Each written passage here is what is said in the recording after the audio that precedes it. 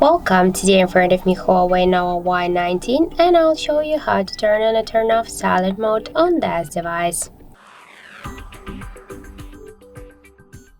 So first, to do that, we should open the settings application and then tap on the sounds and vibration. Here you'll see the sound mode section. Just to change sound mode to the silence, switch it by this way. If you want to turn it off, by the same way, switch silent mode to the sound. We can see that when the silent mode is activated, our rings, messages and notifications, they are muted.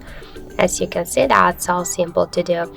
Also, we have the second way how we can do that. Just first open notification panel, and after that you should find here the sound icon. Just click twice on the sound icon and you will activate the silent mode. Just to turn it off, click here only once again on the sound icon, and that's it. And also we have the third way how we can do that. Just first press up or down volume button on the right side of your phone.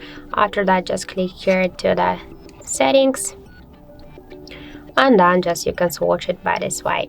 So that's it. Thank you for watching, and if you find this video helpful, don't forget to leave a like, comment and to subscribe our channel.